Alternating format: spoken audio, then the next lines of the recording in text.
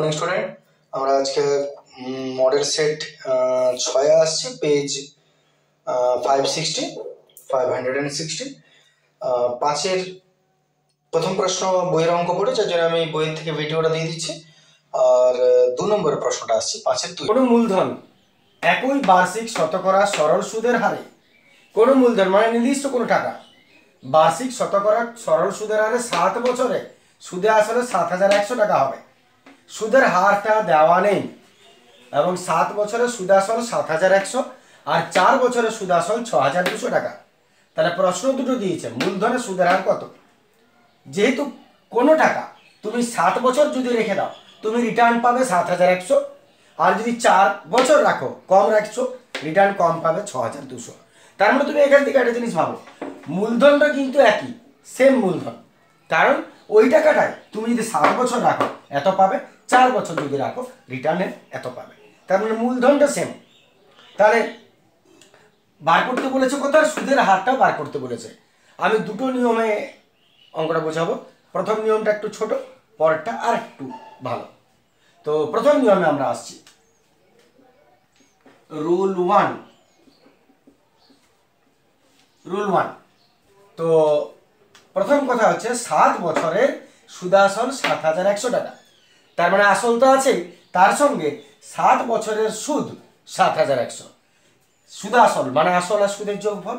তাহলে প্রথমে আসল তো আছেই, তার সঙ্গে তোমার 7 বছরের সুদ হচ্ছে 7,100 টাকা। ভালো করে বুঝবে কথা, 7 বছরের সুদ আসল 7,100। আসল কোনোদিন চেঞ্জ হয় না, যে টাকাটা তুমি রেখেছো সেটা ফিক্সড থাকবে, বাড়বে কমবে কোনটা, সুদটা। যার জন্যে আসলই রইল, আর 7 বছরের সুদ আর আসল এই দুটো মিলিয়ে 7,100। ঠিক একই রকম ভাবে 4 বছরের সুদ আসল 6,200। তার মানে আসলটা যা আছে, তুমি 5,000 যদি জমা করেছো 5,000ই থাকবে, 4 বছরের সুদটা শুধু তুমি বাড়তিটা পাবে। তাহলে এতএব আসল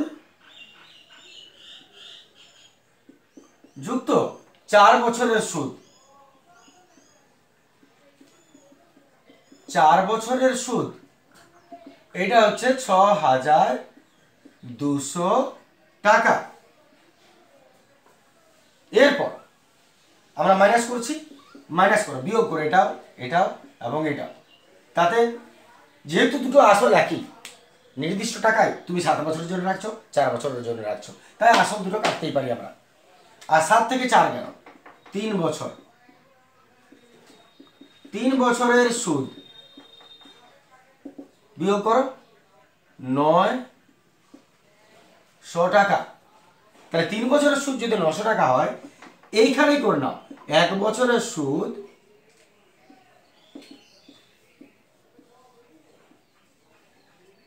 300 টাকা।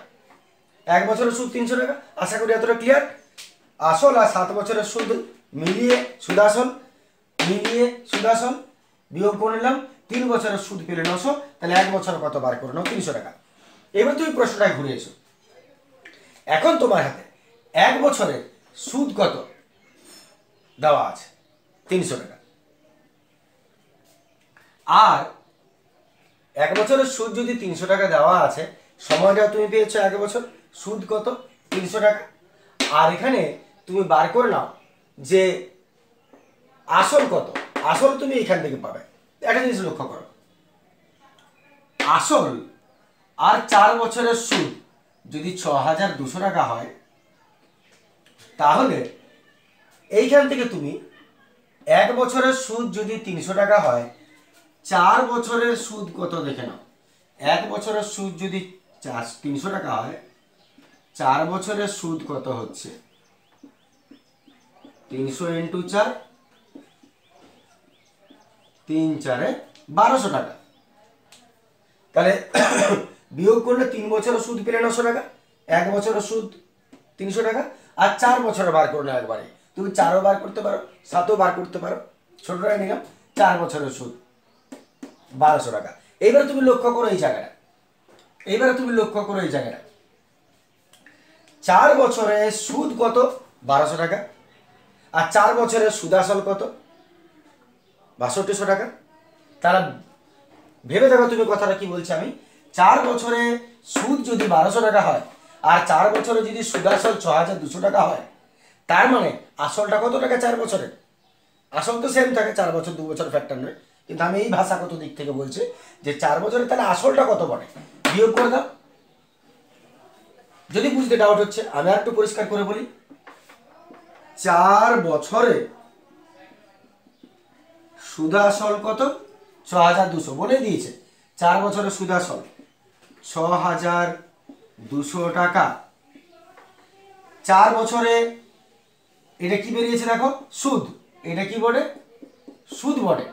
তাহলে সুদ হলো 1200 টাকা। 4 বছরের সুদ হলো 1200 টাকা। এত যদি তুমি বিয়োগ করো, এত 4 বছরে আসল কত? সুদ আসল মাইনাস আসল 6200 মাইনাস 1200 সমান হয়ে গেল তোমার 4000 টাকা। তাহলে দেখো এখান থেকে যে সুদ আসল থেকে সুদ বিয়োগ করে আমি আসলটা বার করে নিলাম। যদি বুঝতে ডাউট হয় তুমি আরেকবার ক্লিয়ার করে নাও। 4 বছরে সুদ আসলে 6200, কিন্তু 4 বছরে সুদ 1200, তাহলে আসলটা কত বিয়োগ করে নেবে তুমি। বিয়োগ করলে তুমি পেয়ে যাচ্ছ 4000 টাকা। সরি, 5000 হচ্ছে, হালকা ভুল হয়ে গেল, ডিউ টু করোনা। তাহলে 5 6 6200 5000, আসল হলো 5000 টাকা। প্রথম প্রশ্ন যেটা তোমাকে চেয়েছে মূলধন আর সুদের হার, মূলধনটা আমরা পেয়ে গেলাম 5000 টাকা। তাহলে এবার সুদের হারটা বার করা যাক। সুদের হার ফর্মুলা জানি আমরা। তাহলে এতএব এখান থেকে মূলধন বলতে পারি আমরা, মূলধন 2 বছরে যা 5 বছরে তাই হয় সরল সুদের ক্ষেত্রে। তাহলে মূলধন 5000 টাকা, এটা আমাদের একটা উত্তর বেরিয়ে গেল। এবার 2 নম্বর সুদের হার। এতএব সুদের হার বার করছি। সুদের হার that mean rate of interest. Formula বসাও, I into 100 by P into T. I বসাও কত আছে? 1200 টাকা। আমরা 4 বছরের হিসাবটা বার করছি, ইন্টু 100 বাই পি, প্রিন্সিপাল কত? 5000 ইন্টু টি। টি কত দেখো? 4 বছর। 4 বছর। তাহলে I into 100 by P into T, 1200 টাকা 100, আসল হলো 5000 আর সময় হলো 4 বছর। কাটাকাটি করে নি, 2 শূন্য 2 শূন্য, একটা শূন্য একটা শূন্য, 5 2 10, 2 2 4, 2 6 12, 6%। তাহলে দেখো তোমার 6% বেরোলো। সুদের হার আমাদের 6%। এটা হয়ে গেল 1 নম্বর প্রশ্ন, আর এটা হয়ে গেল আমাদের 2 নম্বর প্রশ্নের উত্তর। আশা করি।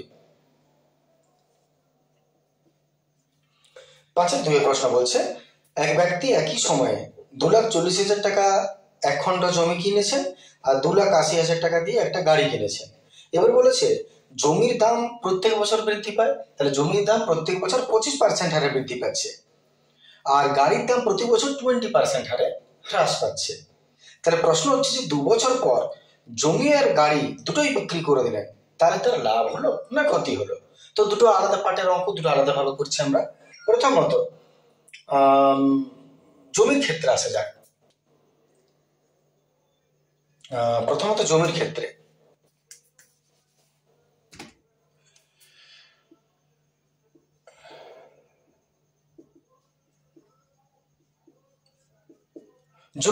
আসছি। জমির ক্ষেত্রে মানগুলো আমরা একটু আগে লিখে নিই। তাহলে জমির ক্ষেত্রে মান লিখতে গিয়ে বলতে হচ্ছে যে প্রিন্সিপাল হচ্ছে 2,40,000। জমির ক্ষেত্রে প্রিন্সিপাল 2,40,000 টাকা, আর প্রতি বছর 25% হারে বৃদ্ধি পাচ্ছে জমিটা। তাহলে বৃদ্ধির হার 25%, বৃদ্ধির হার 25%, ঠিক আছে। আর সময় বলেছে 2 বছর পর। 2 বছর পর n = 2 বছর। তাহলে 2 বছর পর পরবর্তী মূল্য কি হবে? পরবর্তী মূল্য 2 বছর পর ওর দাম কত হবে? এখন যেহেতু প্রত্যেক বছর দাম বাড়ছে, তাই 2,40,000 জিনিসটা কেনা, জমিটা কেনা 2 বছর পর ওর থেকে বেশি দাম হবে, ওর থেকে বেশি দাম হবে, তার মানে পরবর্তী দামটা বেশি, এইটা বার করতে হবে। আর তাহলে এটা কি বলে? এটা পি। আচ্ছা, এর মূল্যটা বার করুন। এত A is equal to P into 1 plus R by 100 to the power N. Principal হয়ে গেল 2,40,000 into 1 plus r percent into to the power 2, 2,40,000 100 के 100 আর 25 125 তার স্কয়ার 25 5 এ 125 25 4 এ 100 2 4 5/4 into 5/4 4 6 24 4টা শূন্য আর এবার 4 15 60 3টে শূন্য। ঠিক আছে না? তাহলে 5 15 75 75 ইন্টু 5 5 15 75 75 ইন্টু 5 5 5 5 5 2 5 5 25 5 35 34 37 5 5 25 2 5 35 34 37 3 7 5 000 চেক করে নেবে নিজেরা, যদি ভুল থেকে করো। 3,37,000 হলো, 3,75,000 হলো। তাহলে জমিটা 2,40,000 ক্রয় করে 25% লাভে 2 বছর পর বিক্রি করলে সমহার বৃদ্ধিতে 3,75,000 তুমি দাম পাচ্ছ। একটা এপিসোড ক্লোজ করে দাও। এবার আমরা গাড়ির ক্ষেত্রে আসি।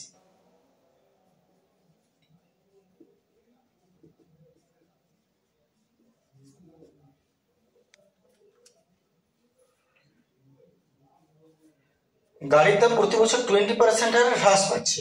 গাড়ির মূল্য হচ্ছে 2,80,000। তাহলে এর মূল্যটা হচ্ছে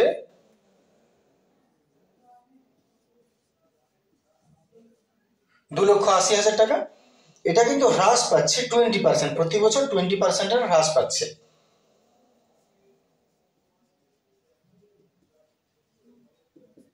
হ্রাসের হার 20%। তাহলে 2 বছর পর কত হবে পরবর্তী মূল্য?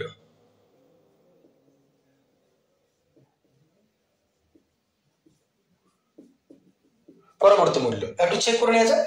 এখন যদি গাড়ির দাম 2,80,000 হয়, 20% হারে 2 বছর পর এর দামটা কমবে না বাড়বে? নিঃসন্দেহে কমবে। কমবে, সময় তো 2 বছর।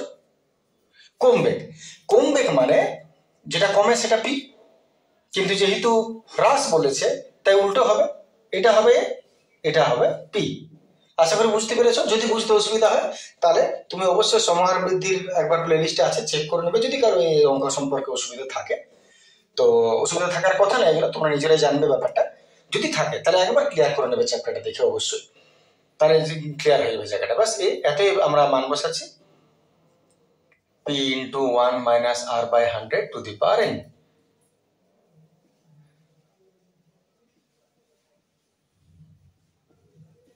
আর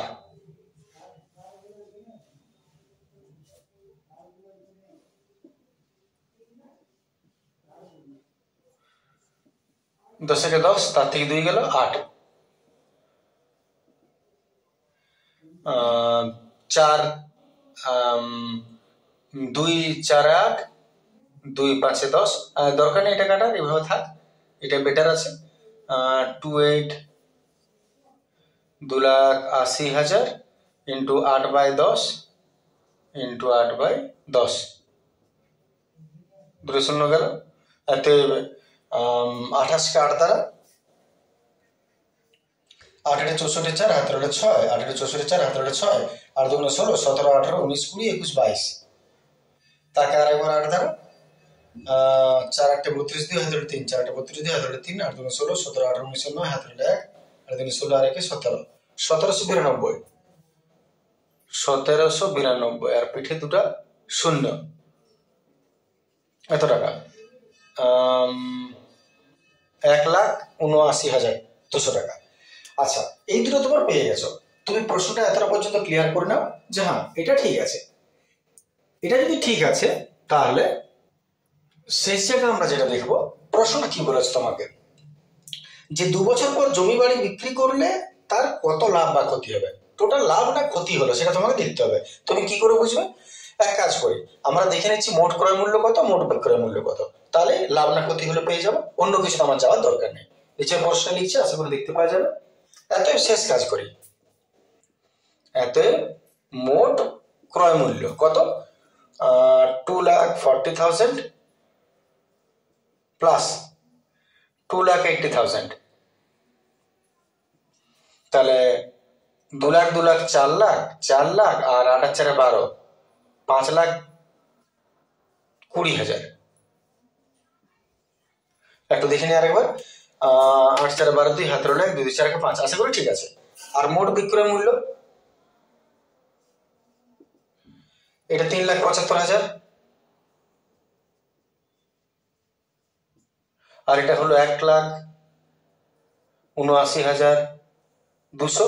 দেখিনি কত হচ্ছে টোটাল, 3,75,000, 1,79,200, 0 0 2 9 5 14 4 9 5 14 4 17 লাখ 8 8 7 15 5 17 লাখ 4 1 5 5 5 4 2 0 0 5 5 4 2 0 0 টাকা।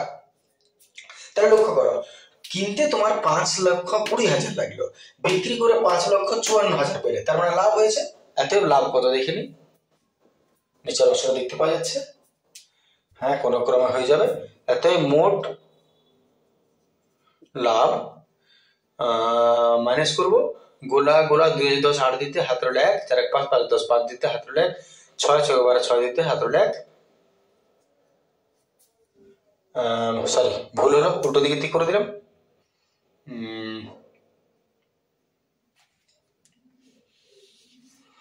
সরি, উল্টো দিকে থেকে হয়ে গেল। মোট লাভ ইহা মাইনাস ইহা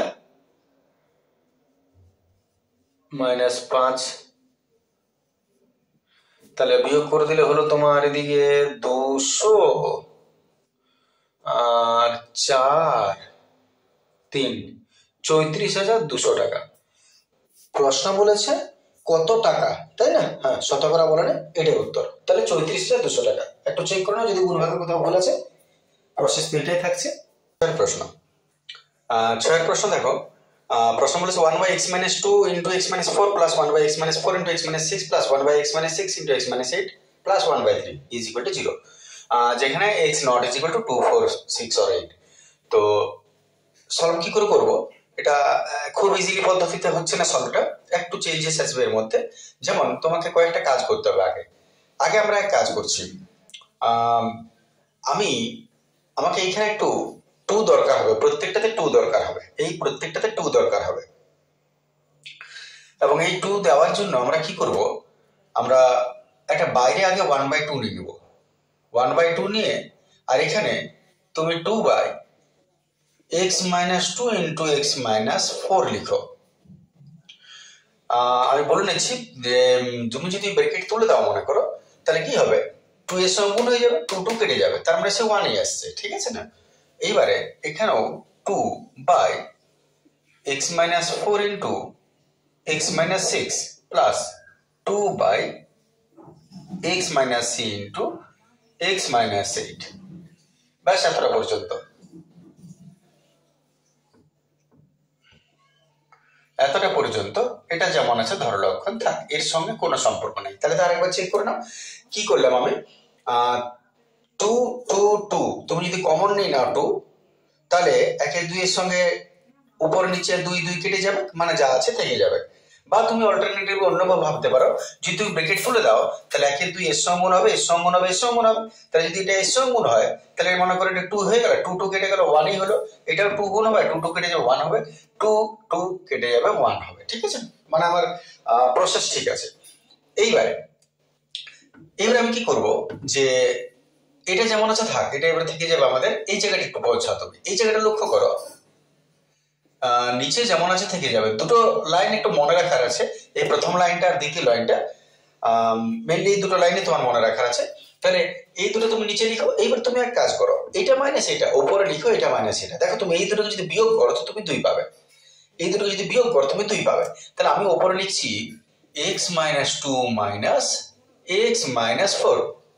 একটু লক্ষ্য করো, যদি তুমি ব্র্যাকেট তুলো এটাকে, তাহলে মাইনাস মাইনাস প্লাস হয়ে যাবে, প্লাস এক্স মাইনাস এক্স, 2 থেকে 4 গেল 2, বড় একটা প্লাস আছে প্লাস, মানে আমার ক্যালকুলেশন ঠিক আছে।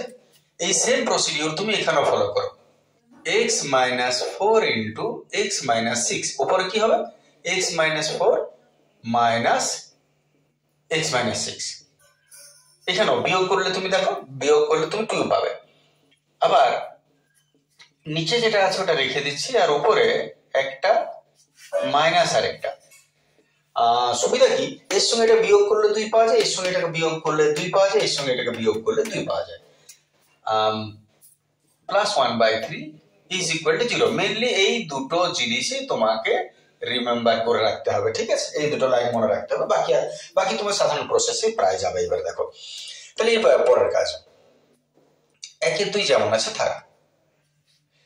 আচ্ছা, এটাকে তুমি এক কাজ করো, এই জায়গাটায় কি করবে, মনে করো ab বাই 6 আছে, সাপোজ ab বাই 6। তুমি ab বাই 6 কে a by 6 plus b by 6 লিখতেই পারো। নিচে যেটা আছে সেটাকে সবাইকে দিয়ে দিতে হবে, এটা বাই এটা প্লাস এটা বাই এটা, তুমি করতেই পারো। কারণ দেখি বুঝতে পারছো, তুমি যদি লসাও করে দাও, সরি,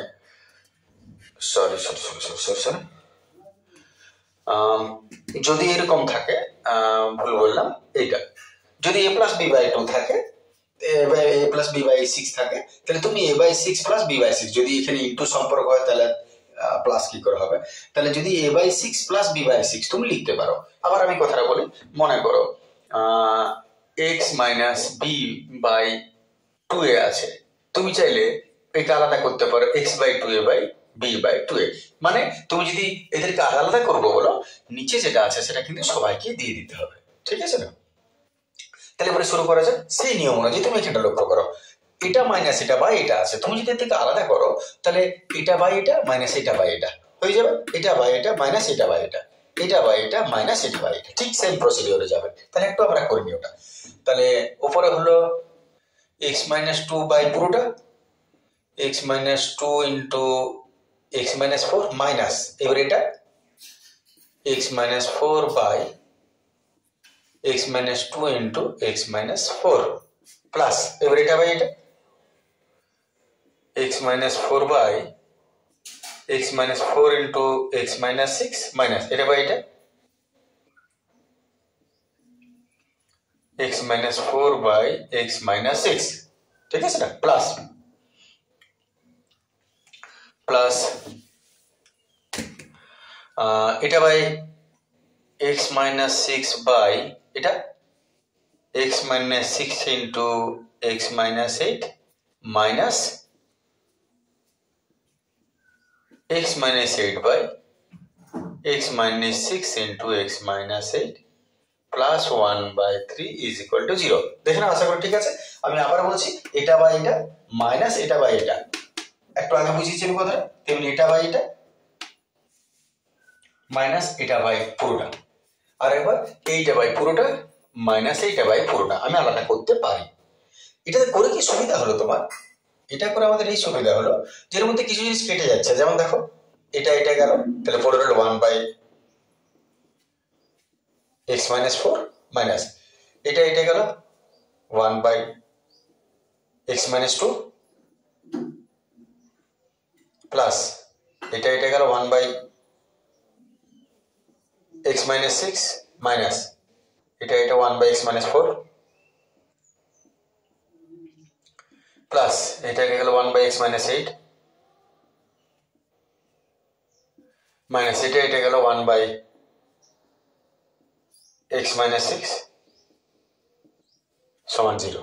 আচ্ছা, এটা বন্ধনে যতটা ছিল ভুলে যেও না, দেখো এটা ভুল ছিল, এটা উচিত হয়নি এটা। এইবারে অনেকটা সহজ হয়ে গেল। এর মধ্যে দেখো যদি কিছু আরো কাটে, যেমন দেখো এটা প্লাস 1/x-4 আছে, মাইনাস 1/x-4, প্লাস মাইনাস ইহা ইহা গেল, 1/x-2, 1/x-6 plus 1/x-6 minus ইহা ইহা গেল, বাস আর কাটাবাটি। তাহলে যা পড়ে গেল একটু পরিষ্কার করে লিখি, 1/2 ইন্টু এখানে আছে মাইনাস এটা আর এখানে আছে প্লাস, এটাকে আগে লিখছি, মাইনাসটাকে আগে অসুবিধা, তাহলে আমি আগে এটাকে লিখে নিচ্ছি 1/x-8 আর মাইনাস 1/x-2।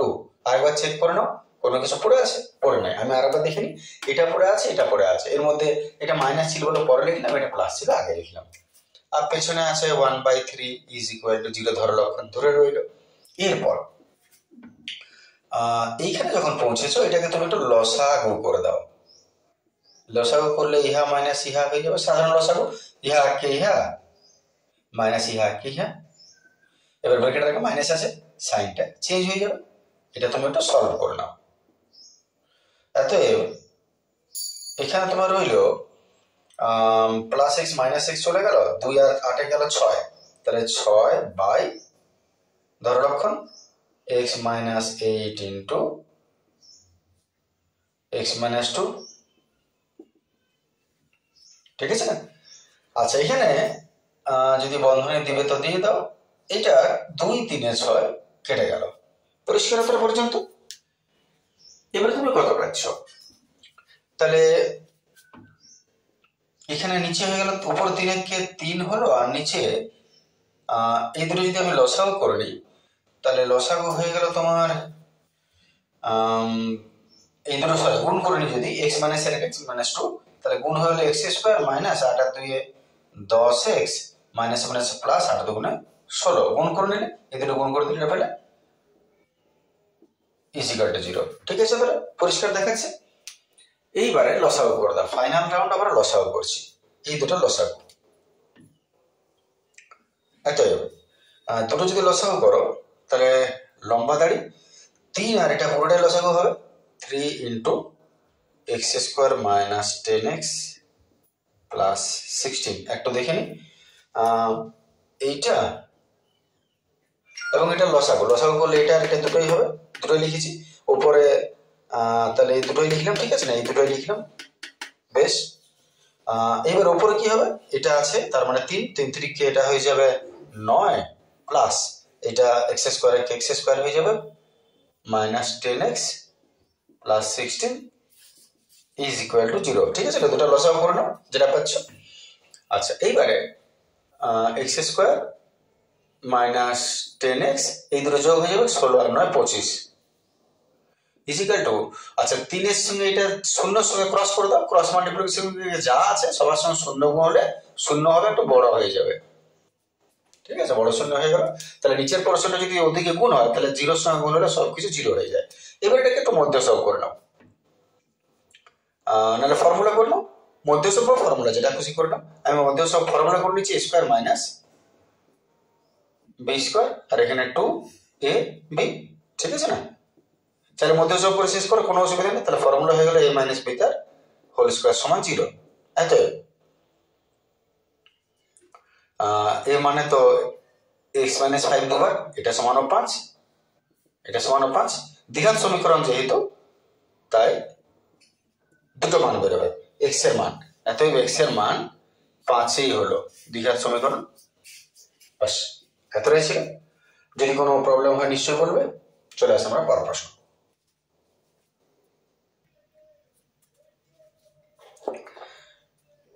চলে আসছে 6-2 প্রশ্ন। 3 অঙ্ক বিশিষ্ট কোন সংখ্যার অঙ্ক সমষ্টি 8, মাঝের অঙ্কটা 0, শতক ও একক স্থানীয় অঙ্ক দুটির স্থান পরিবর্তন করলে সংখ্যাটি মূল সংখ্যার চেয়ে 198 বেশি, সংখ্যাটি কত? তাহলে 2 অঙ্কের সংখ্যা 3 অঙ্কের সংখ্যা। 2 অঙ্কের সংখ্যা বলতে বোঝায় যেমন মনে করো 25, একক আছে দশক আছে। এক অঙ্কের সংখ্যা যেমন 6 একক আছে। 3 অঙ্কের সংখ্যা যেমন 325, 300 যা লিখলাম মনে করো, তাহলে কত? এটা একক, এটা দশক, এটা শতক। 999 সব থেকে বড়, একক দশক শতক। তাহলে 3 অঙ্কের সংখ্যা মানে যা 3টে সংখ্যা হয়, সংখ্যাগুলোর নাম কি? এককং, দশকং, শতকং। ঠিক আছে, তাহলে একক দশক শতক। এইবারে তুমি প্রশ্নটা ভাবো, তোমাকে বলেছে দুই অঙ্ক বিশিষ্ট সংখ্যার অঙ্ক দুটি অঙ্ক সমষ্টি মানে এইগুলো অঙ্ক বলে, এক একটা ডিজিটকে অঙ্ক বলে, এদের যোগ হলো 4 আর মাঝের অঙ্কটা 0। তার মানে আর যাই হোক মাঝেরটা 0 বটে। তাহলে একক কিছু একটা ধরো, দশক 0, শতক কিছু একটা, তাহলে এক্স ওয়াই ধরে নিচ্ছি। যদি আমি সেটা ধরি তাহলে আমার কেমন দাঁড়াবে? আশা করি বুঝতে পারলে কি বললাম কথাটা। তাহলে ধরি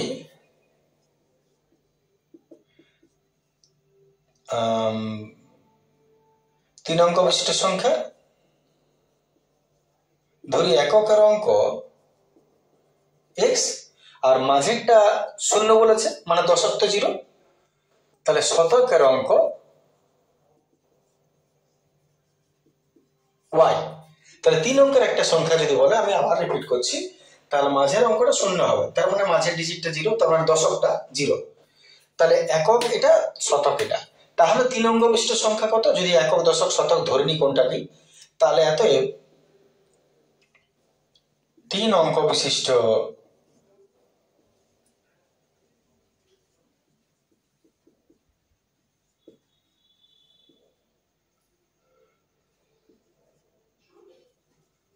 সংখ্যাটি হবে কত হবে? 2 অঙ্ক বিশিষ্ট সংখ্যা কি ফর্মুলা? 10 গুণিত দশক যুক্ত একক। 3 অঙ্ক বিশিষ্ট সংখ্যার ফর্মুলা কি হবে? 100 গুণিত শতক যুক্ত 10 গুণিত দশক যুক্ত একক। এটা হচ্ছে 3 অঙ্ক বিশিষ্ট সংখ্যার ফর্মুলা। 2 অঙ্ক হলে এটা বাদ যেত এতটা। এবারে তুমি মান বসাও, 100 ইন্টু শতক কত ধরেছো y, প্লাস 10 ইন্টু দশক, দশক কত? মাঝেরটা বলেছে 0, তাহলে 0, আর একক কত ধরেছো x। একটু সলভ করে নি, 100y 10 এর 0 0, তার মানে এর কোনো দাম নেই, প্লাস x। এই ঘরটার কোনো দাম আর থাকছে না, 0 প্লাস x। এত 3 অঙ্ক বিশিষ্ট সংখ্যা হচ্ছে এটা, 3 অঙ্ক বিশিষ্ট সংখ্যা হচ্ছে এটা।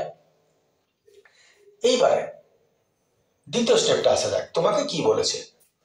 বলছে শতক আর একক স্থানীয় অঙ্ক দুটি স্থান পরিবর্তন করলে। স্থান পরিবর্তন কাকে বলে? স্থান পরিবর্তন বলতে এর জায়গায় ও যাবে, ওর জায়গায় ও যাবে। মনে করো 59 আছে, তাহলে যদি 2 অঙ্ক বিশিষ্ট সংখ্যার স্থান পরিবর্তন বলি, তাহলে এখানে যাবে, এখানে যাবে, 95 হয়ে যাবে। 3 অঙ্ক বিশিষ্ট সংখ্যার ক্ষেত্রে মনে করো 256 আছে।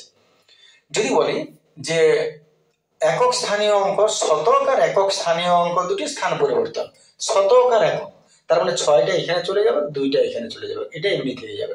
এটা হচ্ছে স্থান পরিবর্তন। তাহলে যদি তুমি এখান থেকে স্থান পরিবর্তন করতে চাও, তাহলে কোন জায়গায় স্থান পরিবর্তন করবে এটা দেখে বুঝতে পারবে, কারণ এখানে একক দশক শতক আলাদা করে দেওয়া নাই, মিক্স আপ হয়ে গেছে। একক দশক শতক যেখানে আছে আলাদা করে, এই লাইনটা, আগের লাইনটা, এইখানে তোমাকে অঙ্ক দুটির স্থান পরিবর্তন করতে হবে। অঙ্ক দুটির স্থান পরিবর্তন মানে কি? শতক আর একক স্থান পরিবর্তন করছে, তার মানে শতকের যে মানটা সেটা এককে চলে যাবে, এককের যে মানটা সেটা শতকে চলে যাবে।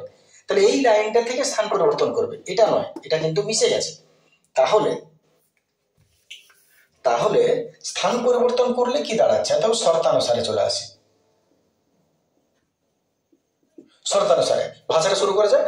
শতক এবং একক স্থানীয় অঙ্ক দুটি স্থান পরিবর্তন করলে, তাহলে স্থান পরিবর্তন একে করো, 100 ইন্টু এককটা এখানে চলে আসবে, বাকি যেমন আছে থাক, এটা বাকিটা যেমন আছে থাক, মাঝেরটা যদিও লেখা আবশ্যক নয়, বোঝাবার জন্য লিখছি। আর ওয়াইটা কি হবে? এটা চলে যাবে, মানে ওয়াই হয়ে যাবে। দেখে নাও তো, ঠিক লিখেছি। 100 ইন্টু এক্সটা এখানে চলে এসছে, মাঝেরটা যা আছে তাই, আর ওয়াইটা এখানে চলে গেছে। এইটা হলো অঙ্ক দুটি স্থান বিনিময় করলে পেয়ে গেছি। যে সংখ্যাটি হয়, ভাষাটা কি বলছে? অঙ্ক দুটি স্থান বিনিময় করলে যে সংখ্যাটা পাওয়া যায় সেটা মূল সংখ্যার থেকে 198 কম। মূল সংখ্যা কোনটা? এইটা। তাহলে আমি এখানে সমান লিখলাম, মূল সংখ্যাটা লিখলাম। শর্তানুসারে অঙ্ক তো তোমরা করেইছো। তাহলে যে সংখ্যাটা পাচ্ছ এইটা মূল সংখ্যার থেকে 198 কম, এইটা মূল সংখ্যার থেকে 198 কম। কে 198 কম? এ। তাহলে কাকে কমাতে হবে? উল্টোটাকে। নিশ্চয়ই জানো, যেদিকে বলে তার উল্টো দিকে করতে হয়। তাহলে যেটা পেলে সেটা মূল সংখ্যার চেয়ে 198, এর চেয়ে 198টা কম, আমি একে 198 কমালাম। সলভ করা যাক একটু। তাহলে 100x, এটা তো কোনো দাম নেই, 0, প্লাস ওয়াই সমান আচ্ছা ওগুলো একটু ট্রান্সফার করে নিয়ে আসছি, মাইনাস 100y মাইনাস এক্স আর প্লাস, আচ্ছা ওটা ওদিকে থাক 198। দেখেন আমি ট্রান্সফার করলাম শুধু 100x, এটা তো কিছু নেই, এটা y, এটা মাইনাস হলো, এটা মাইনাস হলো, আর এটা হলো এটা। এটা যোগ বিয়োগ করলে যা হালকা, 100টা x থেকে একটা x যাচ্ছে 99টা x, আর 100 থেকে একটা গেল 99টা y, বড় মাইনাস মাইনাস দেখবে, সাইন যদি কোনো ভুল হয় ঠিক করে নেবে, 198। আচ্ছা যদি আমরা এটাকে কমন নিই, 9 × 18 = 19, মনে হচ্ছে হয়ে যাবে, এটা সহজ। 99 কমন চলে গেল, পড়লো x মাইনাস ওয়াই সমান মাইনাস 198, এত x মাইনাস ওয়াই সমান মাইনাস 198, আর এটা 99 নিচে নেমে গেল, 9 × 18 78 লাখ, 9 × 18 19 কেটে গেল, তাহলে এতে x মাইনাস ওয়াই সমান মাইনাস 2। এটাকে তুমি 1 নম্বর ইকুয়েশন দিয়ে দাও, দেখে নাও 1 নম্বর ইকুয়েশন আমরা দিলাম। এটা যদি 1 নম্বর ইকুয়েশন হয়, তাহলে আরেকটা ইকুয়েশন, দ্বিতীয় যে ইকুয়েশনটা সেটা কিন্তু প্রশ্নে দেওয়া আছে, বা ওটা তুমি 1 নম্বর করতে পারতে, এটা 2 নম্বর করতে পারতে। 3 অঙ্ক বিশিষ্ট কোন সংখ্যার অঙ্ক সমষ্টি 8, 3টা অঙ্কের সমষ্টি 8, তাহলে 3টা অঙ্কের সমষ্টি মানে কি বোঝাচ্ছে? 3টা অঙ্কের সমষ্টি মানে এককের অঙ্ক x, দশকের অঙ্ক গোলা, শতকের অঙ্ক y, তাহলে 3টি অঙ্কের সংখ্যার সমষ্টি, তার মানে x প্লাস একক x, দশক হলো 0, শতক হলো y, এইটা কত বলেছে? 8। ঠিক আছে না? 3টি অঙ্কের সমষ্টি বলেছে, তার মানে 8 বলেছে। 3টা অঙ্ক কি x y আর একটা মাঝে একটা শূন্য, আশা করি বুঝতেই পারছো, সব মিলিয়ে 8। এতএব x প্লাস y সমান 8, এটা 2 নম্বর ইকুয়েশন। ক্লিয়ার আছে? এবারে তুমি যে কোনো পদ্ধতিতে করো, আমি অপনয়ন করে নিচ্ছি, 1 নম্বর গুণ করিয়া পাই, এতএব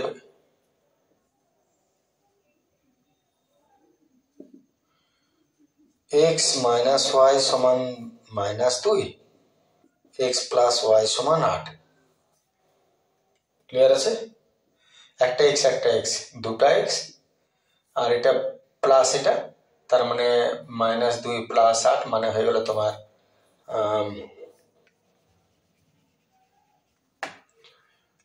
6। অতএব x = 6/2, 3। 1 নং সমীকরণের মান বসাচ্ছি,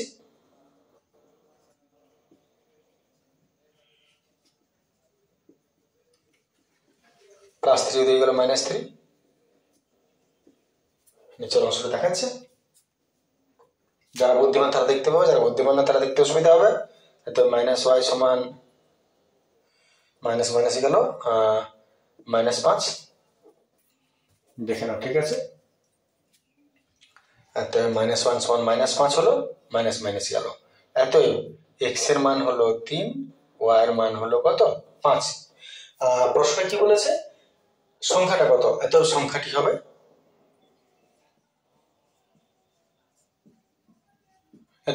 হবে মূল সংখ্যা কোনটা? এইটা